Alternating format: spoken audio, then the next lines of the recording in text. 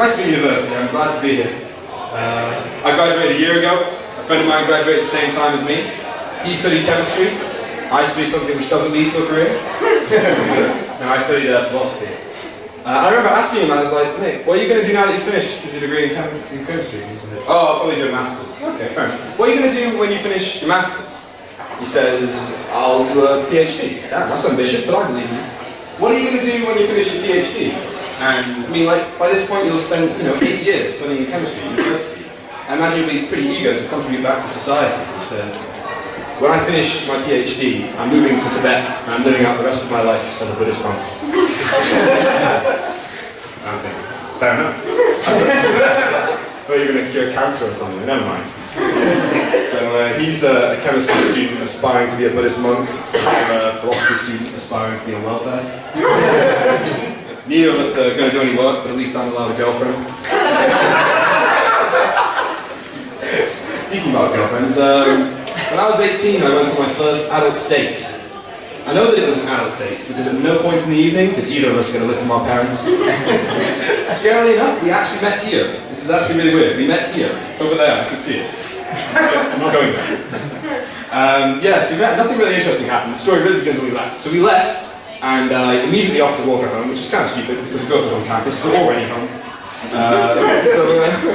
We start walking, and everything's going fine, and suddenly I realise, I'm panicking, I realise, oh shit, I haven't thought this far ahead. We're going to get back to her place, we're going to say goodbye, and there's going to be some sort of physical altercation.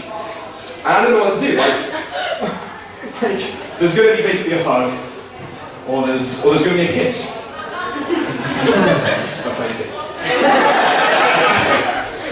And I don't know what to do. I don't know what to do. I mean, basically, you're only supposed to, in my mind, you're only supposed to go for a kiss if she likes you. And I don't know if she likes you. How am I supposed to know that? I don't know.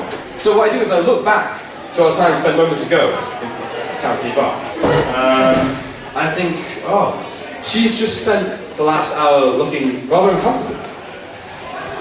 Yeah, but like, some girls have a resting bitch face. Maybe she has a resting, I really wish I wasn't here right now for this. Doesn't mean anything. She was very eager to leave. Yeah, she's just playing it cool. She probably has an essay due or something. Doesn't mean anything. She smiled at me once. Oh, I knew this would happen. The poor girl's fallen for me. I'm going to tone down my charm next time. It's not fair. I can't play with people's emotions like this. So I'm thinking, a kiss should definitely be on the table, but now I'm thinking how to go about it. Oh, I know. Be spontaneous. Spontaneous works on the telly. I want to be spontaneous. I'm a spontaneous boy. So we're walking, we're nearly there, and all of a sudden I'm having doubts. Thinking, is this really a good idea? Yeah, sure, it'll be fine. I don't know. We get closer, we start saying goodbye. I think we should maybe go and kiss her on the second date. Nah. Do it now, you coward. Oh, okay. I missed the mark on spontaneous. It was more like a jump scare kiss. It was part kiss, part headbutt. Proper Glasgow kiss. And I know what you're thinking. I know what you're thinking. How did she survive my cherry lip assault? Well, this girl did an amazing thing. My face is hurtling towards her at a terrifying speed, and as I'm about to impact with her, she falls backwards, like Neo from the Matrix. And narrowly avoids a fate worse than death. Anyway, we didn't go on a second date. A year later, I had my first serious relationship, and we are talking, it was one crazy romantic roller coaster. We are talking intense levels of passion. We held hands and everything. Actually, we did hold hands. It was one of the weird things was that she was ever so slightly taller than me, which I didn't like. But when she wore high heels, it was just ridiculous. So I was walking around like this. We were walking down like a road, she'd step up onto a curve, and then I'd be like this. It just felt silly. So I think she realised. She stopped wearing high heels, and I stopped feeling like a child. I also stopped calling her mum. Yeah, one of the weird things about relationships is I kept asking her this question, like 6 months in or something. I kept asking her, why did you say yes when I asked you out? It was a weird thing about it. But it was kind of important to me, like, I had 2 reasons. One, I wanted to piece together the romantic story of how we met. A little something to tell the grandkids. And 2, I wanted a compliment, pretty badly. So I asked her the first time, and she goes, oh, it's a secret. And I'm thinking, damn, little tease, I really want to know. So I asked her a month later, and she goes, "Oh, a woman never tells." This better be good. I'm persistent, I'm never going to stop. And I'm shocked, I'm like, why didn't she ask me when I asked her out? I brought this up so often, why didn't she do that? And it's a pretty tricky question. Like, we were in the same lecture, the same seminar. The day I asked her out, I remember it quite clearly. She gave a presentation. Now, watching the person you fancy give a presentation is pretty fun. You get to stare at them and it's not creepy.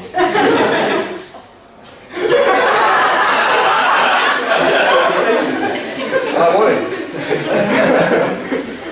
Yeah, anyway, so, I don't know why I asked her out. I guess the reason is, at the end of the day, I had to ask her out, because if I didn't, I would have regretted it for the rest of my life. So, we're in France on holiday, and I ask her for the third and final time. We're by the beach, we're in the hotel room. You can hear the faint cries of seagulls and the waves gently crashing.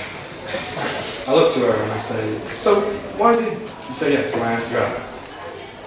And she goes, "Oh, okay, I'll tell you." I think, thank God, finally! I'm quaking with anticipation. This is the moment I've been waiting for. I'll know why I was so irresistible. I'll know what's special about me. I'll know why she said yes, and all those other women said no.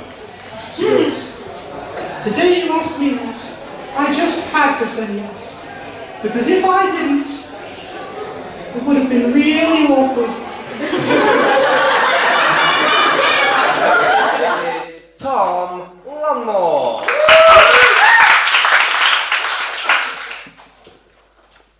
Hello. Yeah, it's not, one of these stories is a little bit spooky. It's more so painful for you guys to experience, I think. So basically, I'm not very good at flirting. I'm not that bad at flirting over the internet. Flirting over the internet reminds me of doing coursework. Either I can take a break whenever I want, get a drink, or I spend 10 minutes just writing the same sentence over and over again. Flirting face-to-face is a completely different story though.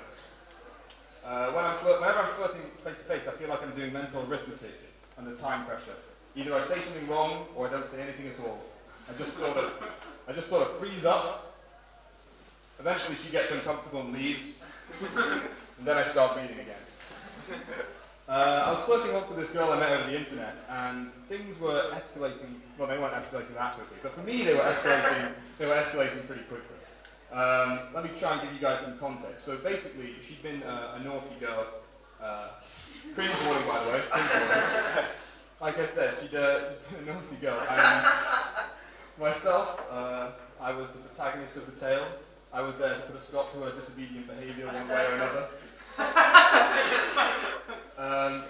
Things went back and forth a little bit more, to the point where I ended up saying, "If you don't start behaving soon, I'm going to punish you." Which she responds, "How will you punish me?" I did not see that coming. She called my bluff there a little bit. So basically up until that point I'd just been sort of vaguely referring to things and using metaphors. Dirty details are a little bit outside of my expertise. But you know, if she wants a punishment, I'll give her a punishment. So in the space of 2 minutes I type out this thick, sinful paragraph of filth. I don't want her to think that I'm a complete animal, so I read over the obscene message to check for spelling mistakes. No, there were no spelling mistakes, fortunately, that's all good. Oh, that bit looks a bit graphic. And that. And that. Oh well, I hope she's into it. Send. Yeah, I say something a little bit explicit, and she feels the need to flat out stop talking to me. Like, she doesn't say, that was a bit weird. She doesn't say, what the fuck was that? She doesn't say, I'm calling the police. None of that. Just a day goes by, and then finally when she recovers from the shock, she decides to block me. But you know, it wasn't all that bad. I mean, I learned a lesson. Don't do that. More recently, I was talking to a different girl over the internet. I actually met her in person, and she was really sweet. She's very genuine, and she reads books for fun. Oh, so sexy. Yeah, so I was talking to her. I ended up in the exact same problem. I'm going to punish you. How will you punish me? Oh, shit. How did I not see that? But this time I thought it through a little bit. I was thinking, okay, let's not be too hasty. Either I can say something risky and potentially scare her off like the last one, or I can say something really safe and boring, but I'll probably end up disappointing her. It's not a difficult decision. Disappointing women is more my style. Yeah, so I type out, oh, I'm going to hold you down and kiss you. And I felt terrible saying something so pathetic. So I tagged this on the end. But if you still don't learn your lesson, then your next punishment will be much more severe. Trying to get back some of my dignity. And she responds word for word with this. That doesn't sound like much of a punishment. Would a more severe punishment be like some sort of jigsaw stuff? I didn't get it. I was like, what? Does she think I'm going to force her to solve a jigsaw puzzle or something? Like, no. So I Googled the words jigsaw punishment, and I'm like, oh, this girl's fucked up. Yeah, so apparently, for those of you who know, Jigsaw is the main protagonist of the Saw film franchise. He traps people in what are called the Saw games. Has anyone here ever been to an escape room? Give us a wave, a shout. A couple of you. Okay. So basically, the Saw games are rather like escape rooms, except you lose limbs instead of friends. Yeah, and if you don't escape, then you die horrifically. Obviously, at the time I didn't know this, but I still wanted to give her the Saw themed. I still wanted to give her the Saw themed punishment that she so dearly desired. So I put the conversation on hold. I walked away. I watched the first 3 Saw films, and then I came back well versed in Jigsaw's fiendish methods. I hope that this girl's worth the nightmares. Yeah, so I actually type out this message. Quite often his punishments have a sort of theme, so I thought I'd give that a go. You like reading books so much? Well, I'm going to make you listen to an audiobook. You wake up in the center of an abandoned construction site. You are trapped in a small room with tall concrete walls, a heavy door, and an unfinished ceiling. Your arm is chained to a nearby iron support beam. I have given you a bone saw as a present, winky face. You are listening to an audiobook which is playing the last 3 chapters of that book you just started. If you do not escape the room by the time the last chapter is finished, then thousands of books will fall from the ceiling and you will be crushed. You have wasted your life devouring books. Today, the books devour you.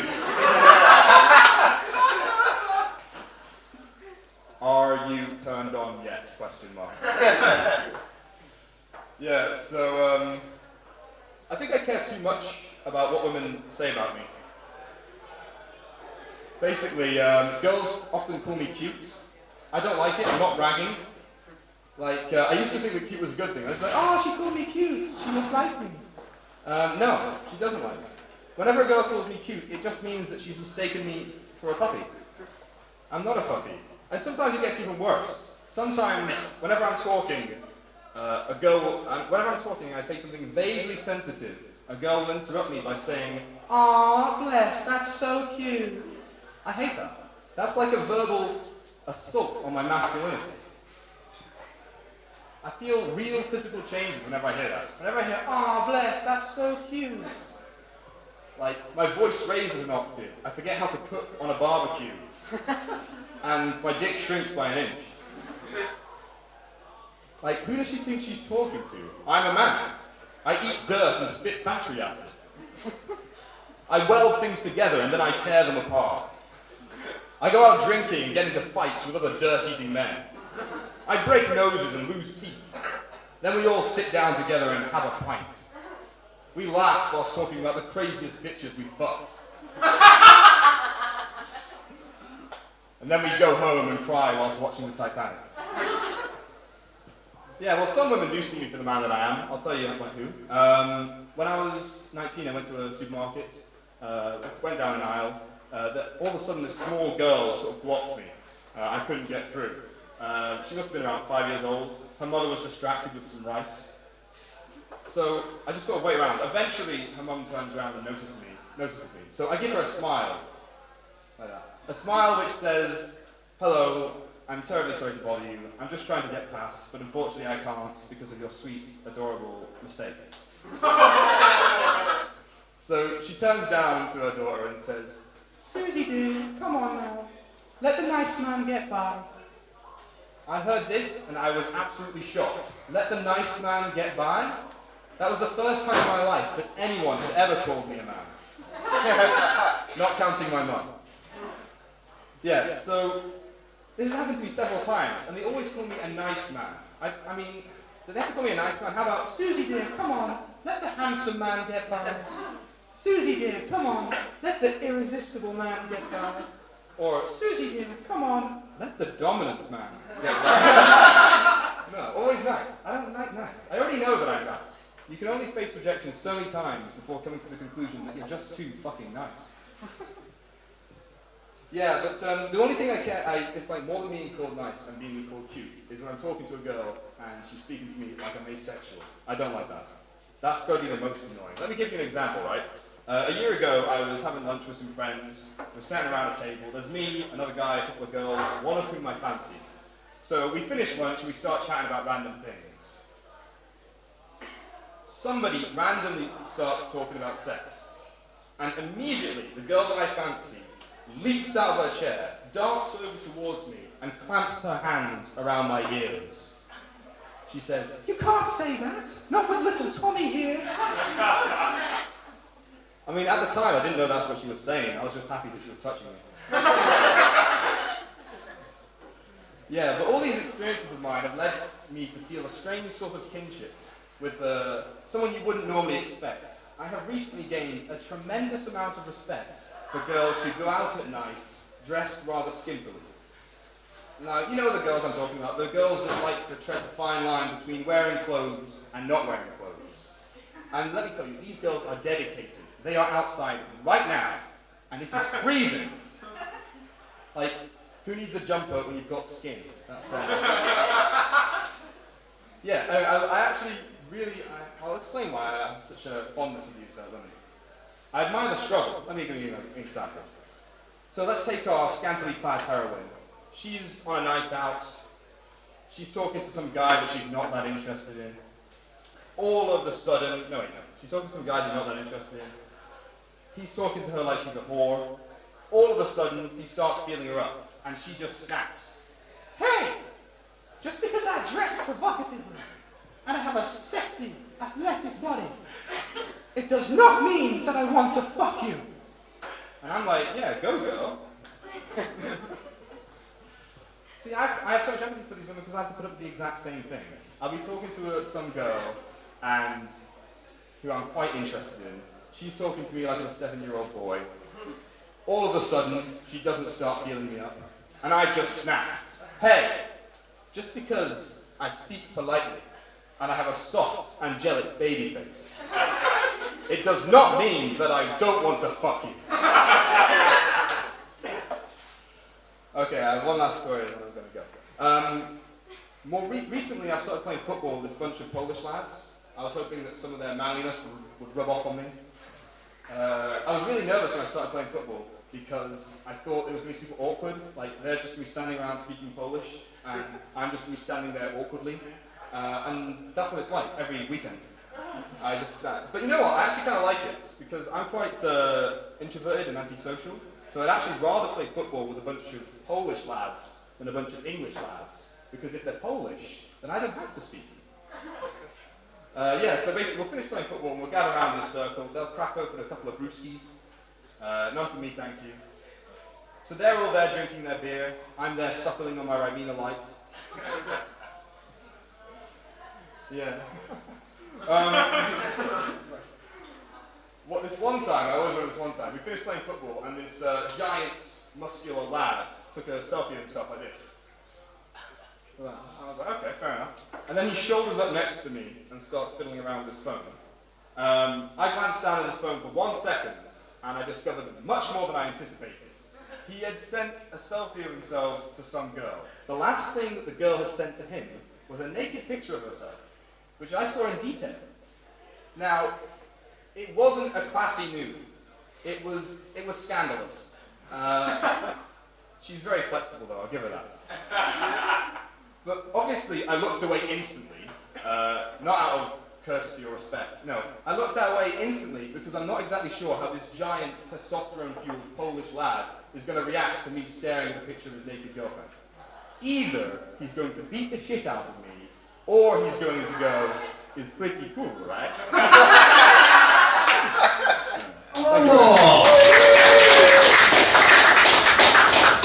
Hi, it's lovely to be here. Obviously, I'd like to welcome you to the Comedy Christmas special. It's getting pretty Christmassy about now. Like the lights are out and everything. I hope you're all feeling really, really festive.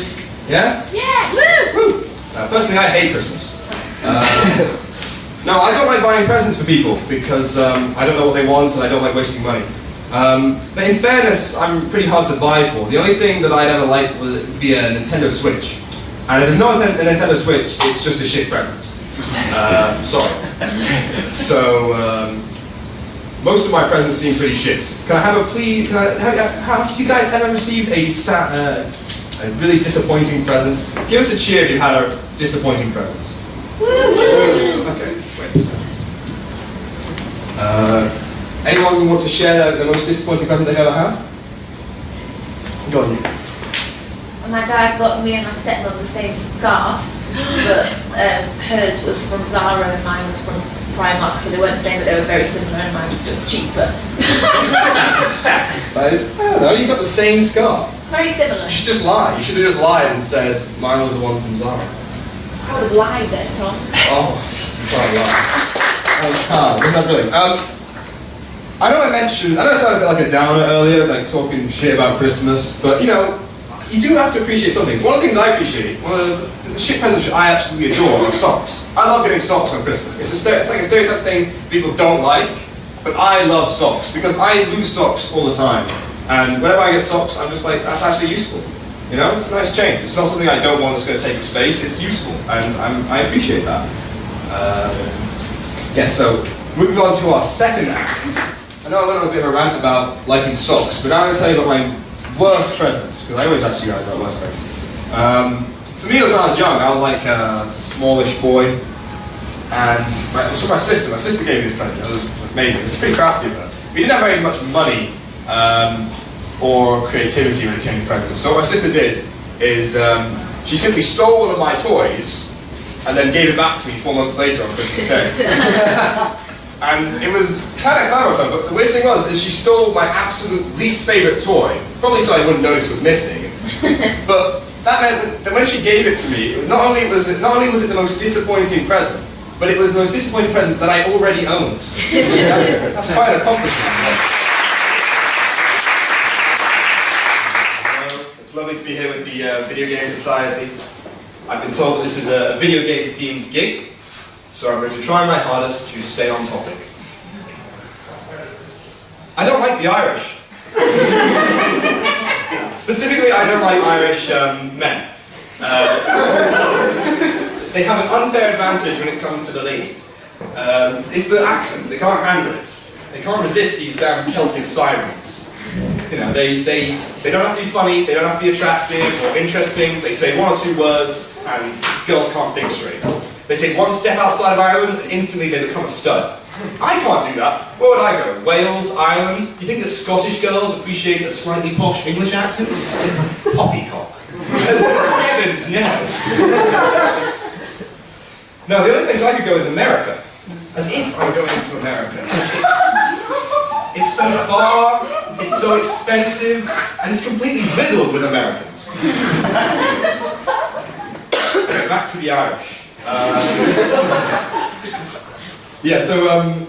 Recently I made a group of friends over the internet whilst playing Overwatch. Do we have any fans of Overwatch in the house? We're really enthusiastic people, Overwatch players. One of the guys I met whilst playing Overwatch was this Irish fellow. I mean, I didn't hate him then. But we all met up, we all decided to meet up in person in Cardiff, which was great. So we all went down to Cardiff. And one of our friends decided to bring their sister along. And it turns out that their sister also plays Overwatch. So my Irish friend was thinking, oh, a wild e-girl appears. My Irish friend uses Irish accent. It's super effective. E-girl fainted. No, in all seriousness, he just spent the entire night latched onto her ear like some sort of parasite. She was loving it though, so maybe it was more of a symbiotic relationship. Yeah, so they became friends, which was nice. So they started talking, and she started playing Overwatch with us, which was great.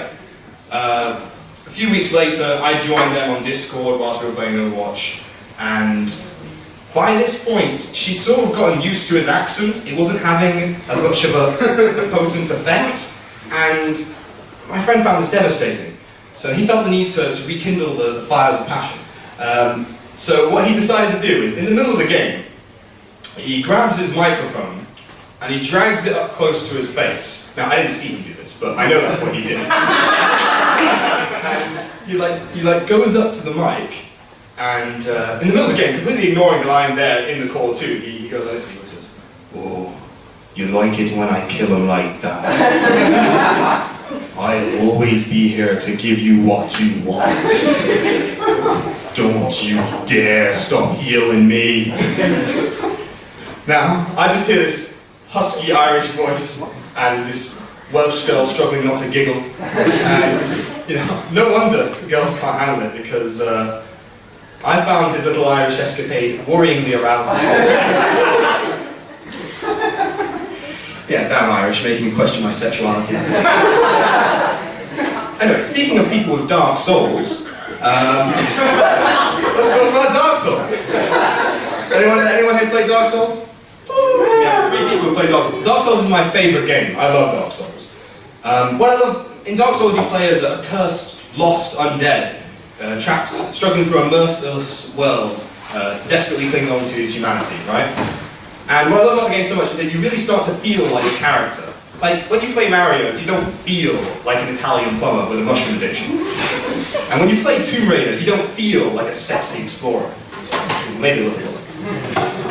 But the gameplay of Dark Souls is so mercilessly difficult and unforgiving that you can't help but relate to your undead protagonist. The more you play Dark Souls, the more you feel like you're dead inside. Dark Souls is just a strange game. Does anyone here know the currency of Dark Souls? Anyone? Raise your hand if you know the currency. We have one guy. Okay, what's the currency? Souls. Yeah, souls are the currency in Dark Souls. I found this really strange, right? I remember starting up the game and thinking, damn, souls have lost a lot of value. Souls have gone through some serious hyperinflation. I remember the days when you could buy a lot for 1 soul. You could get, like, I don't know, a life of fame and wealth. You could buy a life of happiness with the woman of your dreams. If you're really good at haggling, you could sell your soul for a brick with a Supreme logo on it. No, in Dark Souls it's 1,000 souls for a sword. What a rip-off! Imagine being trapped in the Dark Souls universe. You manage to get to a merchant without dying. You're like, okay, I'm down on my luck. I'm down, I want to sell my soul. Is there anything you can give me to help me, like immortality, a superpower, a bigger dick perhaps? No. Now he goes, 1 soul? Only 1 soul?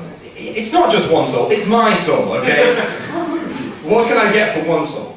Oh, I have just what you need. How do you feel about selling your soul for some Tic Tacs? So we again the Dark Souls here. Anyway, Dark Souls is my favourite game, but the game I've spent the most time playing has to be League of Legends. Now, anyone play League of Legends? Now, I feel like League of Legends must be very confusing for people who don't play League of Legends. For example, sometimes it is strategically advisable to run into the enemy tower and die in order to avoid dying to an enemy player, so this stops them from getting gold or experience, right? Now, this can lead to some strange scenarios. So, I was playing League of Legends with my friends a while ago, and we were losing, we were in base. All of a sudden, my friend Theo runs out of base and starts pushing the tower on his own. And the entire team disappears and slowly encircles him. He just goes, guys, what do I do? Now, my sister's in the room next door to me, and this is what she hears me say. Oh, Theo, kill yourself. Do it now. Look at where you are. look at where everyone else is. You're in a terrible position. I'm not going to help you. You got yourself into that situation. Now you kill yourself right now. Good job, Theo. That's how you do it. My sister just runs into the room and punches me in the shoulder. It just goes to show that context matters. Thank you very much.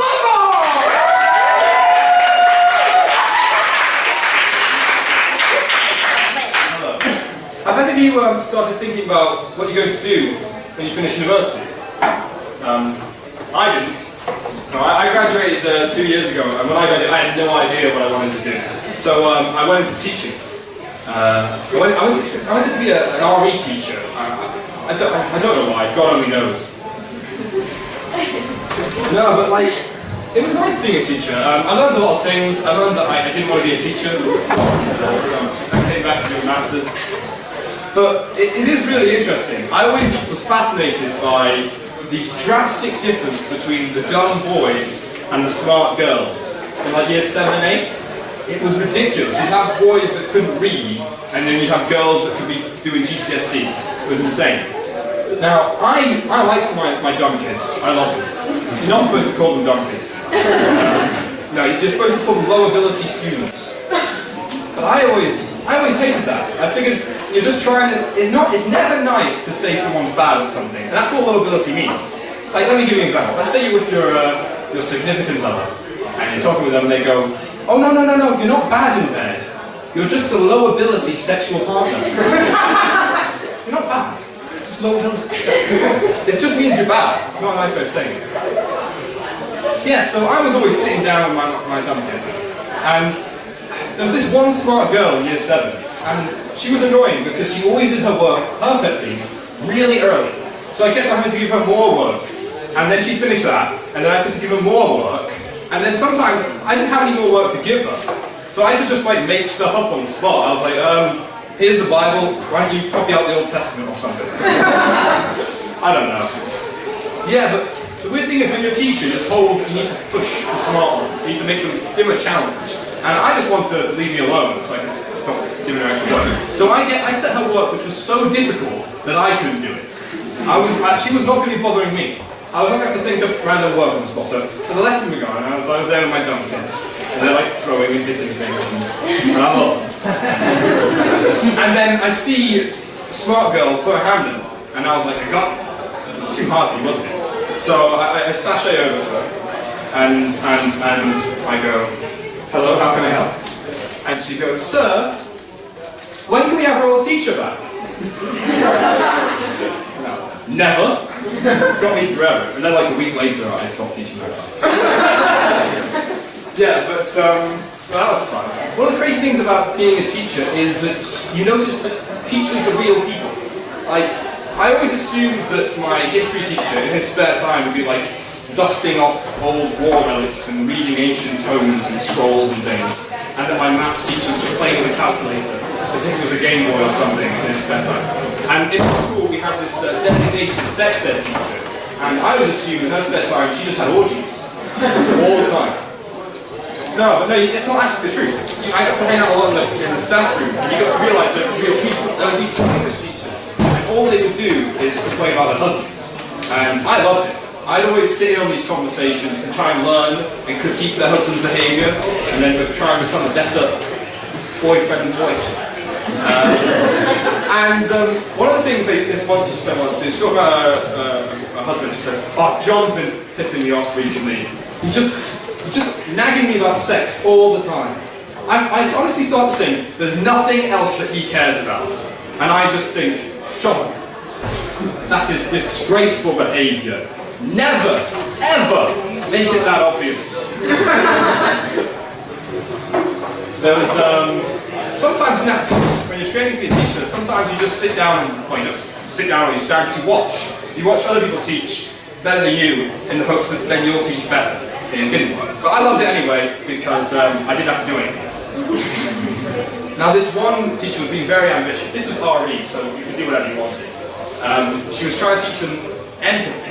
And teaching children to empathise is just difficult. So what she did is she had them split into 3 different groups, and they were going to role play as a Syrian refugee family. That was going to teach them empathy, apparently.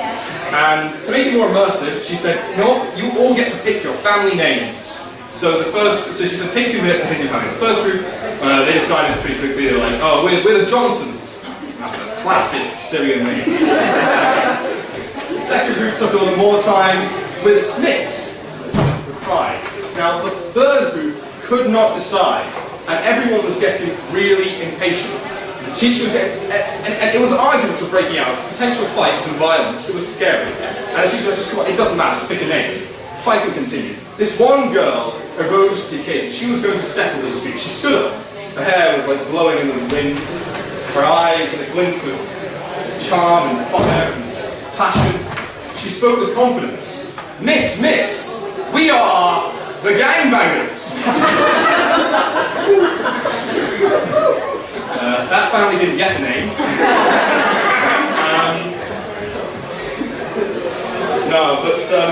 I also enjoyed marking work, surprisingly. This one time, this teacher had this weird idea. She would have the children, year 7, she'd have the children rank their top 10 most important things in their life. So of all the things in your life, which are the top 10 most important? Number 1 being the most important, right? And I thought it was kind of stupid. The whole point of the exercise was that at the end she'd be able to say, what might a religious person put at the top of their list? God. Isn't that kooky? That was the whole point of the entire exercise. But I thought it was stupid. But then I was marking their books and I realised it was fascinating. I was always incredibly happy whenever I saw either video games, sleep, or food in the top 5. I was like, respect. This one boy put family number 3, friends number 2, and number 1 he put girls. It's reasonable. And the girl sitting next to him had crossed out the word girls in glittery ink and written pervert. And I was marking the book, so naturally I crossed out the word pervert and wrote, nah, fair play. 12 years old and he's already in chat.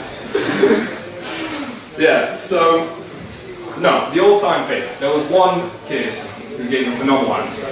His number 1 most important thing to him in his life was Logan Paul merch. Logan Paul merch. Now I'm just thinking, that is incredible advertising. If your product is the number 1 most important thing to a child, then you've done something right. Although eventually I started feeling bad. I was like, why am I making fun of this kid? Like, maybe he's just trying to help us out. Maybe he's trying to show us, like, the true path to happiness. Like, maybe Logan Paul merch is the true path to happiness. You know what? He's right.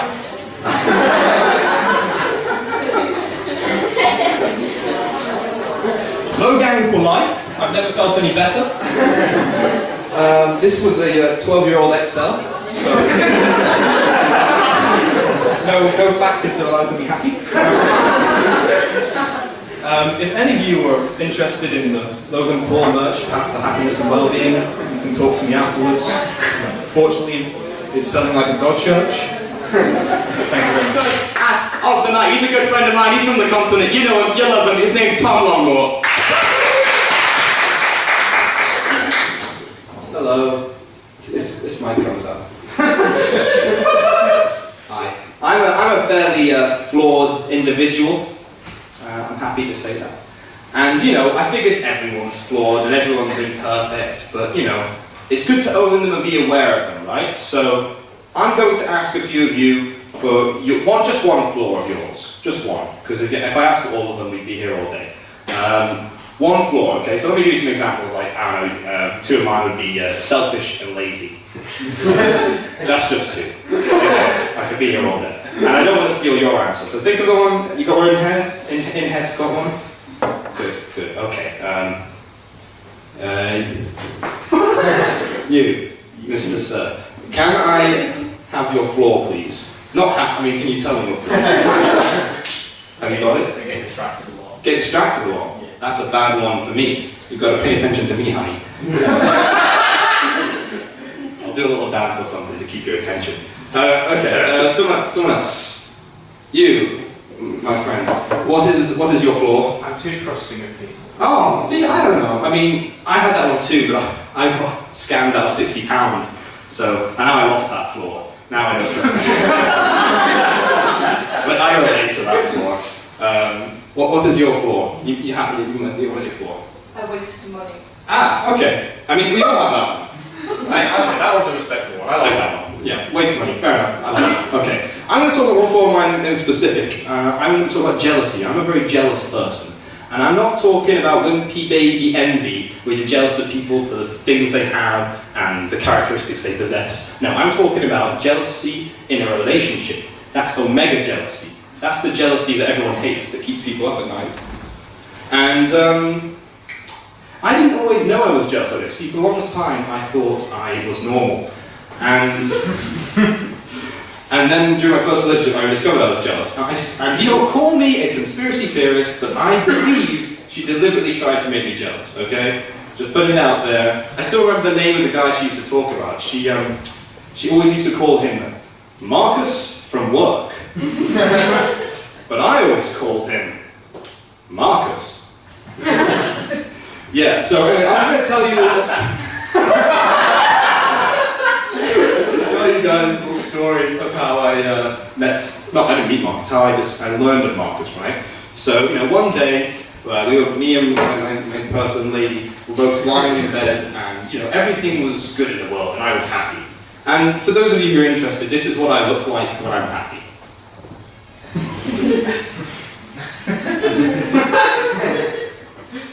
And, I don't know, she maybe saw me, and she was looking a bit concerned, and, you know, I was just there.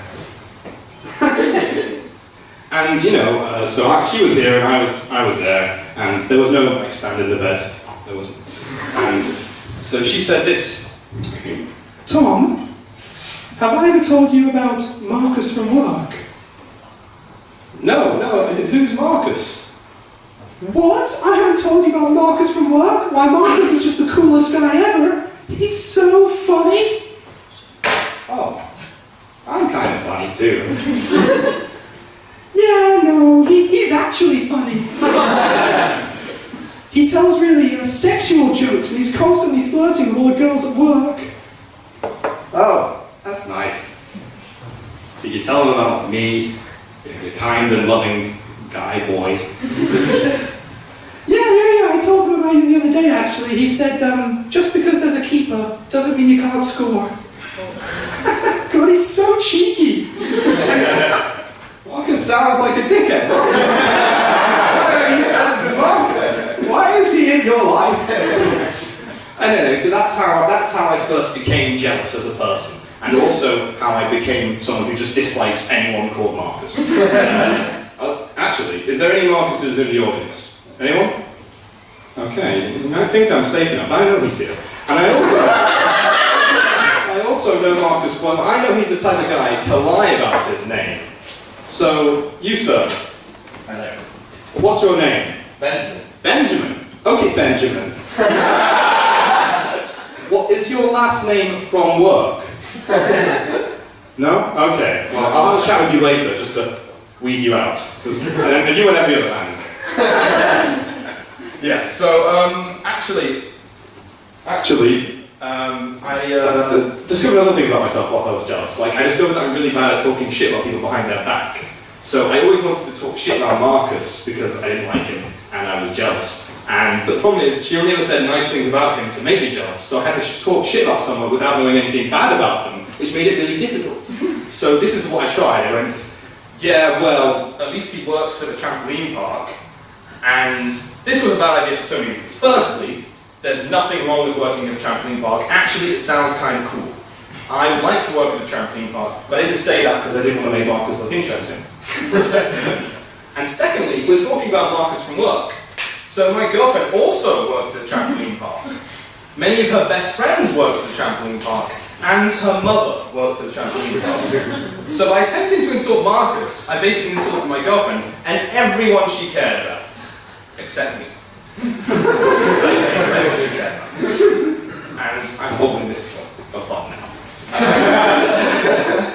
And what else happened there? Oh yeah, and it didn't go down well, actually, because I just insulted her. So I didn't notice at the time, but I was really shocked when I said, yeah, well, at least he works at the trampoline park. She responded by going, yeah, well, at least he has a job and a car. You can't even drive.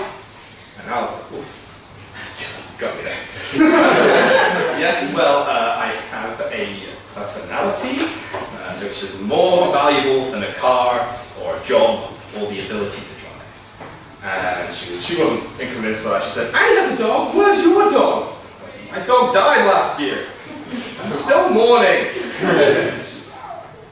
Yeah, but you know, I'm not just jealous in religion. I'm a jealous person in general. Like I watch a lot of stand-up comedy, and I watch it whilst eating food.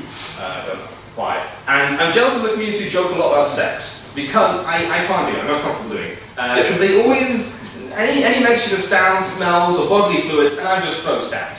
I'm grossed out. And the other day I was eating food and watching it, and some girl was talking in detail about her sex life, and I was like, God damn it, woman, you cut me off my beans. And you know, but apparently everyone's joking about sex at the moment. It's very in.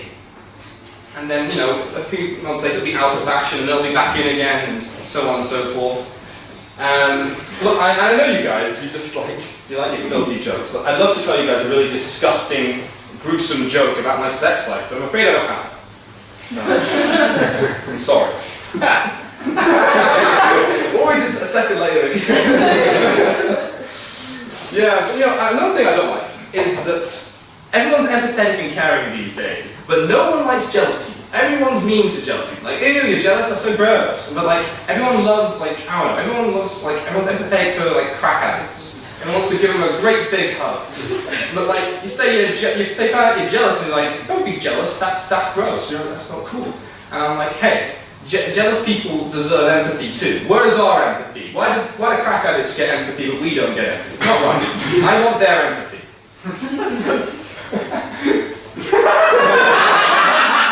And look, I've enjoyed talking to you guys today about, you know, my ex and Marcus from work, and now that Mike's working. And if there's one thing we can learn from today, it's that we all have flaws, but the important thing about our flaws is that we can always blame them on other people.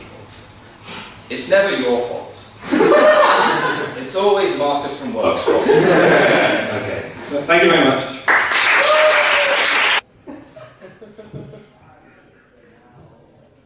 I love buses. I really love buses. I don't just like buses. I'm in love with buses. Don't know what it is exactly about them, but I don't know. I've just felt this way for a while. Something to do with the shape, very rectangular. And I really love buses. And, you know, these days people don't accept our love, but I can assure you that it's real. And it burns as bright as any. And, you know, buses make for brilliant romantic partners. They're dependable. They'll give you a lift. Sometimes they suggest films to watch at the cinema.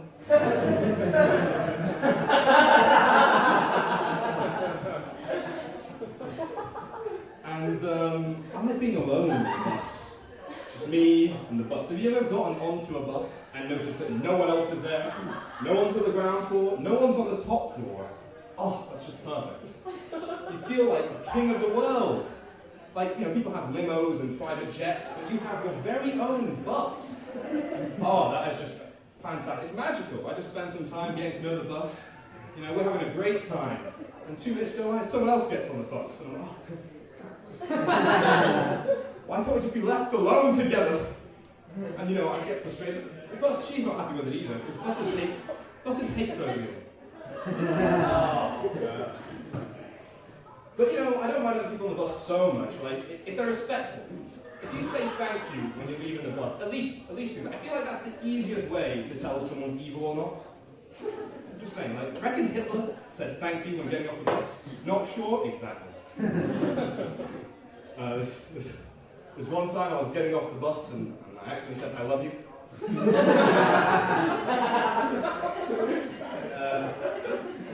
She was a really cute bus, and it was a little bit forward of me. She just took me to town the one time. We only really had a one-time thing, and I just sort of blurted it out. I get emotionally involved too easily. It was really awkward. I had to avoid that bus for the rest of the year.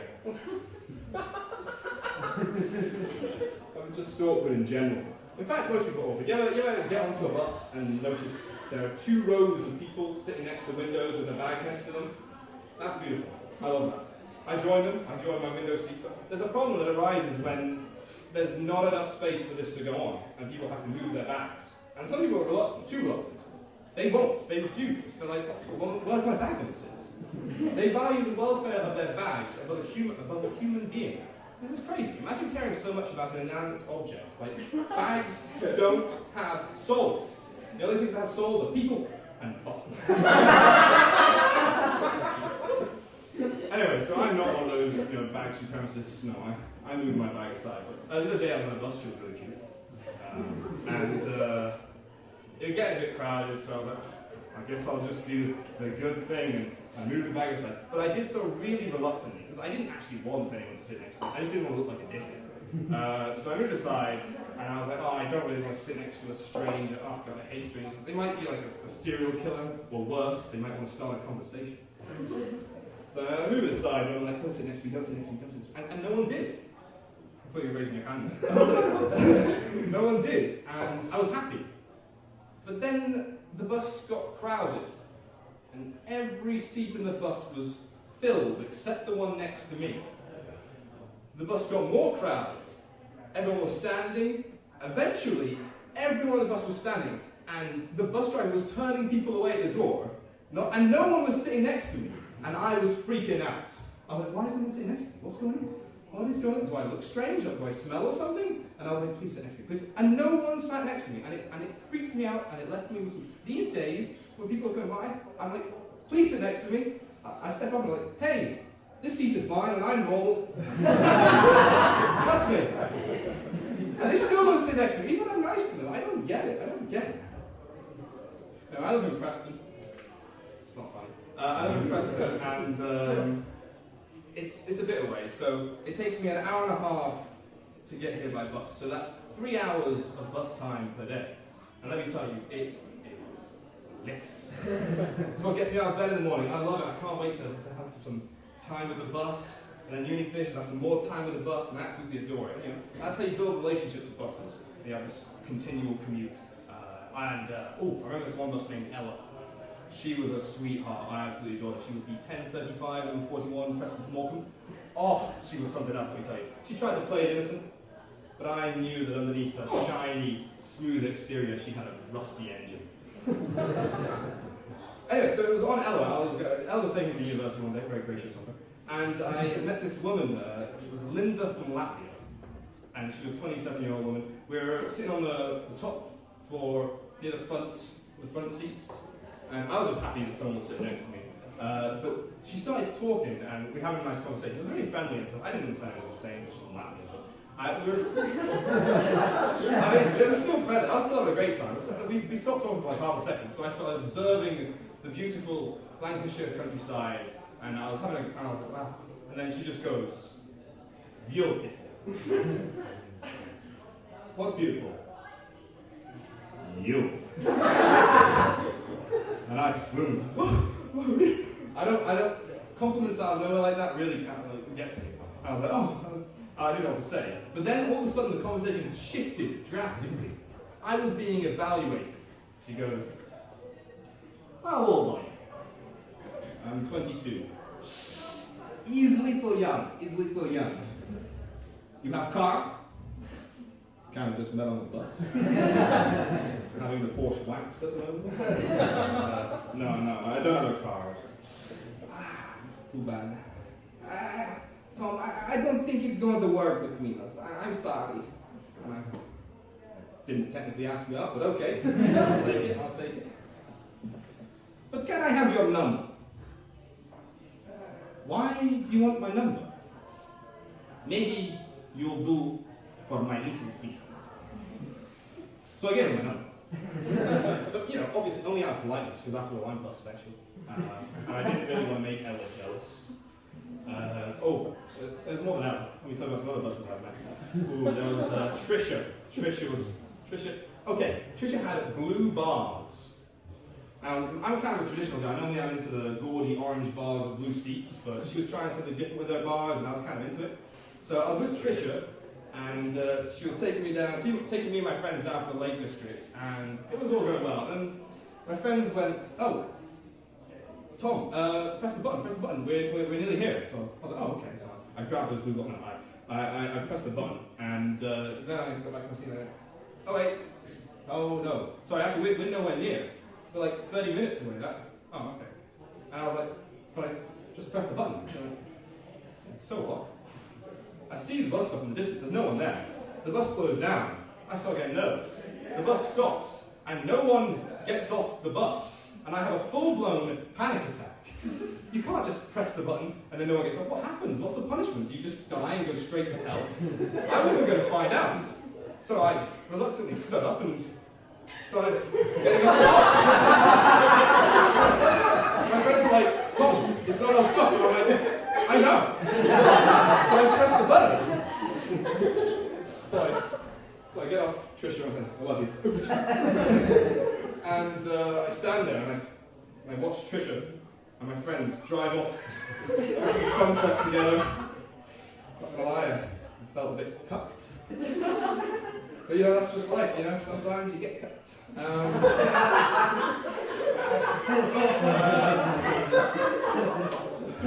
Okay, I'm going to tell you one more bus. There's a bus named Barbara. Now Barbara was an older bus. She had a few dents in her. Now let me tell you, she was completely filthy. This guy knows what I'm talking about.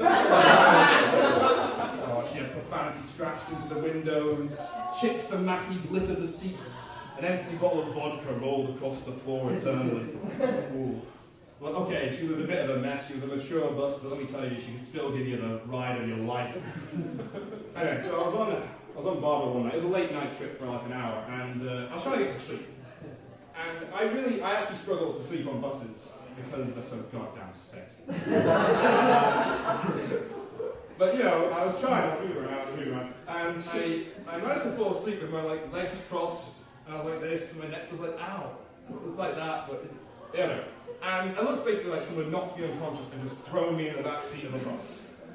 And I fell asleep, and an hour later, I woke up, and I discovered that I had pins and needles in my dick.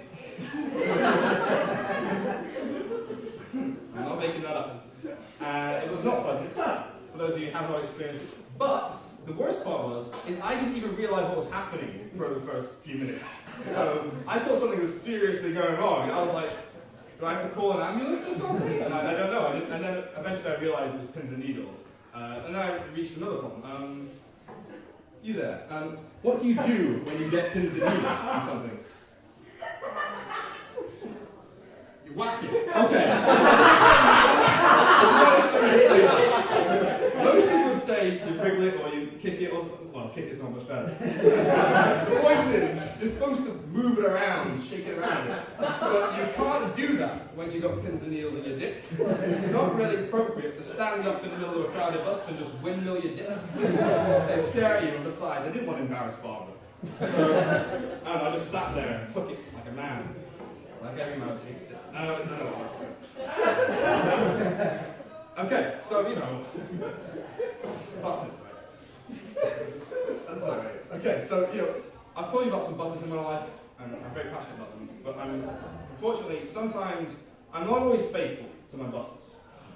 Sometimes I go for the sleek, expensive alternative, trains. And I do feel a bit bad about it. Look, guys, okay, one thing I want you to know, like, these trains, they meant nothing to me, okay? They meant nothing. So I was at a train station, I think they had a train station the other day, and I stood like this, and I was on the platform, and I saw the train coming in the distance, and I did this. I stepped past the forbidden yellow line, and I did this. Excuse me, train. I want to get on you. And everyone's just staring at me, and I'm just like, why are you staring at me? If it wasn't for me, this train would go right past. And then I realized why they were staring at me. They were staring at me because somehow, I don't know how, but they knew that I was obsessed with buses. And they knew that I was cheating on them. And they were judging me. And I've never felt more ashamed in my life. So look, guys, I'm gonna take this down a bit. Look, if you've got someone special in your life, someone that you care about, someone that you hold on to dearly, don't make that mistake. Don't make the mistake I made. You hold on to them, and no matter what you do, don't you ever get on a train.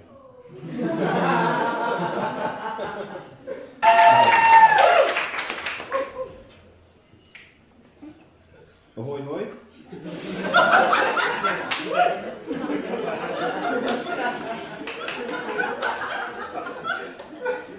I don't know a lot about film, but fortunately I have my sister who's a little bit of a film nerd. Hell, she even studies film and media. So like, if any of you guys have any like film-related problems, please go to my sister and she'll sort you out. Now, I'm studying for a master's in philosophy, so if you guys are having a problem finding work, you come to me and we can empathize together. Me and my sister, we have this film game that we play. It's basically a quote game. So one of us will say a quote from a film, and the other person has to guess which film it's from. But the fun of the game is you make it really obscure and difficult, and you're supposed to guess it on your first try. And it's such an innovative game that we decided to have it trademarked, and I'm very happy with it. So let me give you some examples of just how crazy it gets. The other day I was playing, and my sister was like, "Hey Tom, what's this?" And I was like, miscongeniality. Got it first time. I said, "Hey Nick, what's this from?" "Fire." And she was like, "Ice Age." And then she was like, "Oh, this one was hard." She was like, "This one's a bit hard." She's like, "What's this from?" "Ohala Maki Olawe." And I was like, "Geez, that is hard. Is that Lilo and Stitch?" I got it right. So I noticed my sister's slightly racist attempt to sing a Hawaiian song from memory anywhere. We're just that close. Yeah, we know this. We're good at this game because we've had the same cupboard of DVDs our entire life, and we didn't have television, so we just watch films all day. The problem is, I try and play this with other people, and they just don't get it. I'm like, hey mate, what film's this from? The Band. Like, what are you talking about? I'm like, come on, The Band. What's it from? You know, like, The Band? The Band! The Band! And they just get angry with me. They're like, "Tom, your game's shit, we're not playing this anymore." I'm like, "Come on, you'll get it eventually, come on." The Band! And they just get frustrated with me, and then I have to give them other guesses. Does anyone know what The Band's from? Blues Brothers. Yes! Yes! You know it! That's brilliant. The game is fun. The game is fun. Okay, here we go. So me and my sister and my housemate, we were watching telly the other day. We were watching Live at the Apollo. And there was this comedian called Jeff Norcott on. And my sister had never seen him before, but let me tell you, she liked what she saw. She was saying, "Ooh, look at his hair, his beard. Oh, I like him. Oh, look at those forearms. I can just picture him rolling a barrel. Oh, I do love a man in his 40s, mate." She was completely obsessed about him for 2 minutes. And then he tells a joke about the fact that he's a Tory, and silence. Dead silence. She's just got this face. She looks as though she's been betrayed. My housemate asks her, like, "What, you don't feel anything for him now?" She's like, "No." She's just staring daggers at him. She's thinking, "Fucking Tory bastard." And I turn to her and I'm like, "Nick, I don't think that's normal. Like, I don't think that someone's political opinions should affect whether or not you're attracted to them." And she goes, "Oh yeah, really? Really, Tom? Oh yeah? Okay, imagine a girl that you think's really attractive." I'm like, "Done it." And then she says, "Okay, now imagine you find out she's a Nazi. Do you still fancy her?" And I'm like, how attractive are we talking? Okay, look, I'm not saying I'd marry her, but, you know, give her a go. Maybe a rigorous amount of affection might help her see the light or something, who knows. Anyway, so... Yeah, so we do different that way, but my sister and I are incredibly different. For example, like, she recently handed in her dissertation, I'm very happy for her, and... Exactly, a slight applause. And And she worked on it for the entire year, and for 1 month leading up to the deadline, she worked on it every day for like the entire day. Now, I wrote my dissertation in 10 days, and I slept 3 times during those 10 days, and it was like the worst experience of my life. So we're really different, And the funny thing is, after submitting her dissertation, she kept reading over it, and she'd come to me and she'd say, Tom, instead of writing also, I wrote Aslo. Look here, I wrote American instead of America. And I was like, Nick, look, that's nothing. In my second year, I had to write an essay on the purpose of life, and in the conclusion I wrote, the purpose of life is for people to pleasure oneself. And, like, poor phrasing on my part, but maybe I'm right, you know. Who knows, who knows. Anyway, so like I said, I have a problem with procrastination. The other day, I came to my sister with a problem. I was freaking out. I was like, Nick, I've got 2 5,000-word essays to write in 3 days. And you know, it's nice to live with a family member who's so caring and considerate and always there to give you advice whenever you need it. And she says, well, you've only got yourself to blame. Thanks, Nick. That makes me feel better. Yeah, so actually, I was so freaked out about procrastination that when I decided to do a master's, I decided that I was going to write my master's dissertation on procrastination, thereby understanding it and overcoming it. So I'm writing about like procrastination and weakness of will and stuff. So like 3 months ago, I sat down to start doing my research to overcome procrastination. I sat down, I got my pen, I got my paper, I got my computer. And I'm like, okay, let's go. Let's go. And then I'm like, oh wait, hold on. There's a video here on how to make an obsidian sword.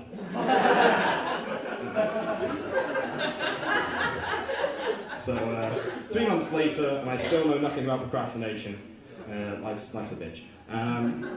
Yeah. In fact, actually, let's move on from procrastinating. Everyone's doing essays now, aren't they? Everyone's doing essays. It's the end of the term, and one of the things I hated when I actually had to take essays, I don't anymore, is the fact that you took tests on things that you learned in first term. Now, by the time of third term, I'd forgotten everything that happened in first term. I'd forgotten which modules I'd taken, literally everything.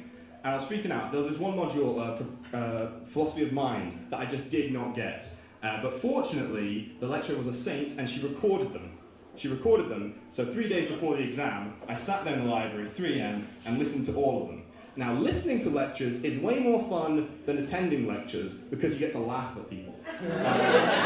You can't laugh in a lecture. I've done it a few times. It's really rude. It's really rude. And the fun thing is you can listen out for people. You're like, oh my god, who's that guy? Who's it? Oh, that's Jim! That's Jim! Oh, good point, Jim. Good point. We do not know what it's like to be a bat. My favourite point was, this is like 4th lecture, it was 3 AM in the library, and this one guy started talking, and I absolutely adored him. He was an arrogant asshole, and he was arguing with the lecturer, he was being a right dick, kept on going for so long. And I found it so funny because he was completely wrong, and he knew absolutely nothing. I was sitting there in the library for about 5 minutes, just like this. I'll recreate it for you. I was like this. Yeah. He keeps on going. He just keeps getting. Oh my god, who is this guy? How do I not remember this? Who is it? I was laughing at this idiot for about 5 minutes until I realised it was me.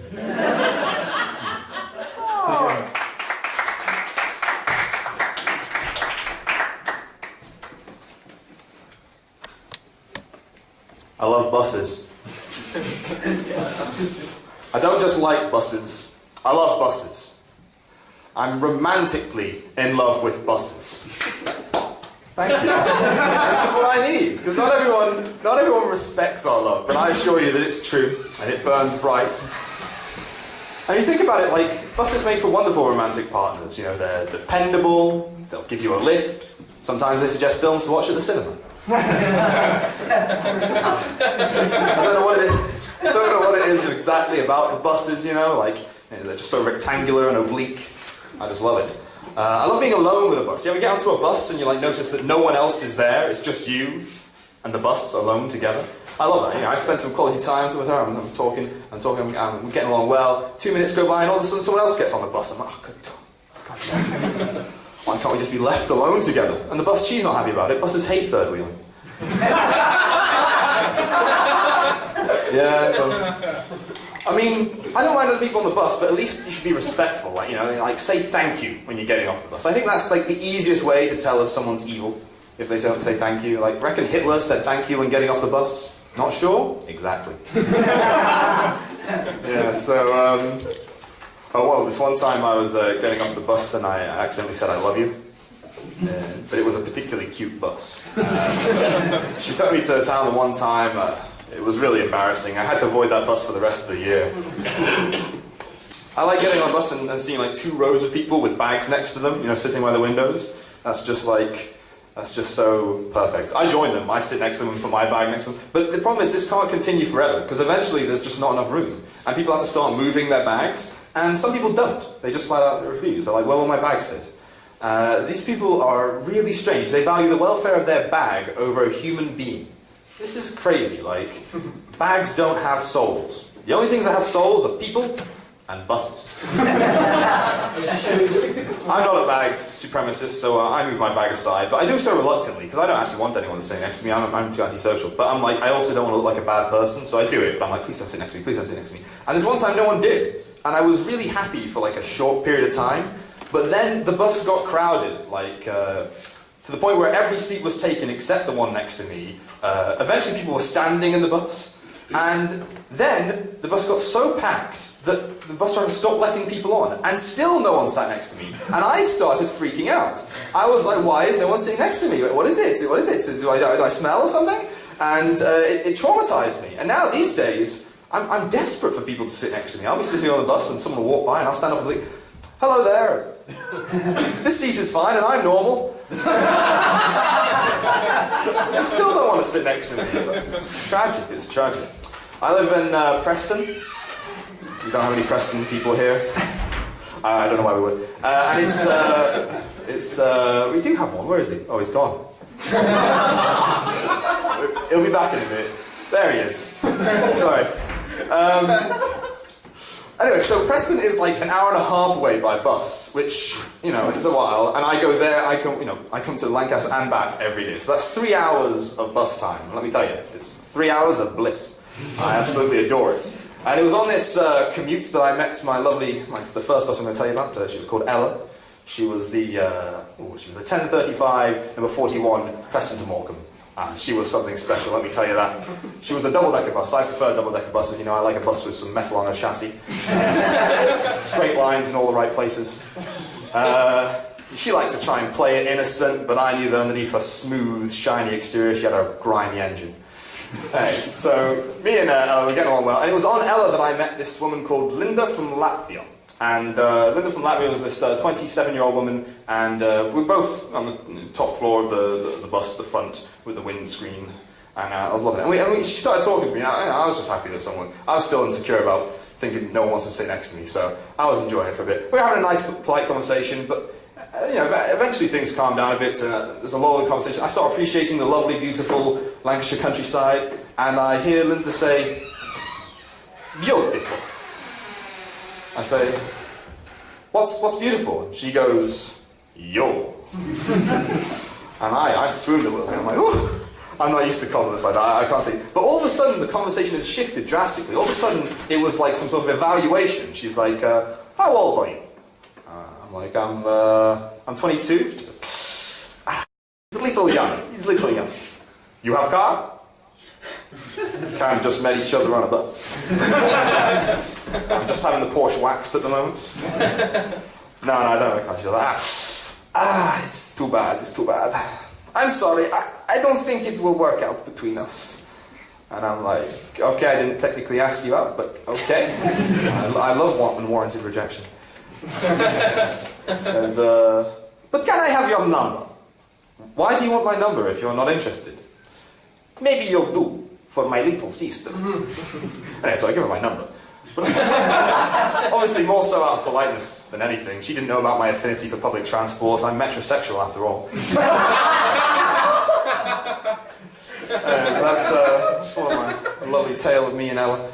But you know, there's been other buses in my life. You know, they've been less pleasant, perhaps. There was Barbara. Now, Barbara was this older bus. She was a bit grimy. You know, let me tell you, she was absolutely filthy. Like, this guy knows what I'm talking about. And, you know, she had profanity scratched into the windows, chips and mackies littered the seats, an empty bottle of vodka rolled across the floor eternally.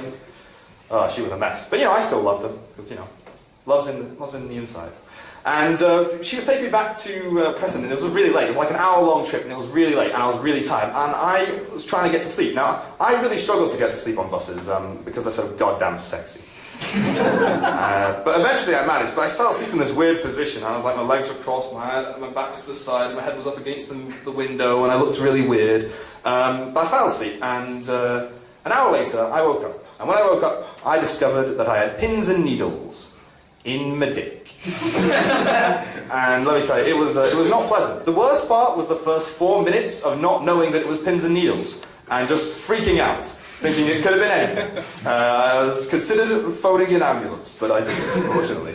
But then eventually I realised it was pins and needles, and I had a second problem. Like, okay, you there, dear sir, how do you get rid of pins and needles?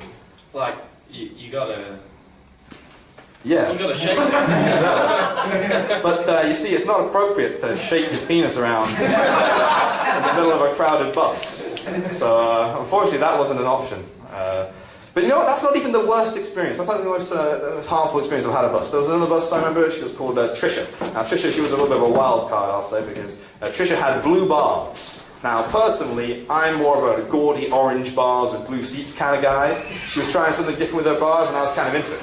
So me and Trisha, we were coming back from the Lake District. So she was taking me and my friends back from the Lake District. It was a long trip. And my friends turned to me at one point and they say, "Oh, Tom, we're nearly home. Can you press the button, please?" So okay, I get up, I press the button. I sit down, and then immediately they say, "Oh, hold on a minute. Oh, actually, we're nowhere near. We're nowhere near at all. We're like 30 minutes away." And I'm like, "I just pressed the button." And they're like, "So?" And then I'm getting a little bit nervous. I see in the distance the bus stop, and there's no one there. The bus slows down. The bus stops, and nobody gets off the bus, and I have a full-blown panic attack. What happens when you press the button and no one gets off the bus? Do you just like die and go straight to hell? And I wasn't about to find out, so I stood up and I started to get off the bus. And my friends are like, "Tom, this is not a stop." I'm like, "I know." But I pressed the button. So I got off the bus and I said goodbye to Trisha. I love you. Shit. And you know, I get off, and I just watch Trisha and my friends drive off into the sunset together. I'm not gonna lie, I felt a bit cucked. But you know, that's life. Sometimes you get cucked. So just gotta roll with it. Roll the punches. So you know, I can't complain really about fidelity. I'm not the most faithful. Sometimes I go for the sleek, expensive alternative, trains. Look, I want you guys to know one thing though. These trains, they meant nothing to me. I mean, nothing to me. Okay. The other day I was waiting for a train ride. I was in a train station. That's where you usually wait for them. And I saw the train approaching in the distance. So I did is I stepped past the forbidden yellow line, and I did this. "Excuse me, train. I'd like to get on you." And everyone was staring at me, and I was like, "You lazy bastards, if I didn't do this, you should appreciate me." And then I realized why they were staring. They were staring because they knew that I was being unfaithful to my buses. And I was pretty embarrassed. So I got on the train and I left, cowering. I arrived back at Preston train station. I get out the front door, and Elle, the bus, was there waiting for me. And I panicked. I said, "It's not what it looks like." But there was no mending the situation. I lost her. I lost Ella the bus. So look, guys, if you're ever in the same sort of situation as me, you've got someone that you care about, you know, just don't make the same mistake. No matter what you do, never ever get on the train. Okay, thank you very much.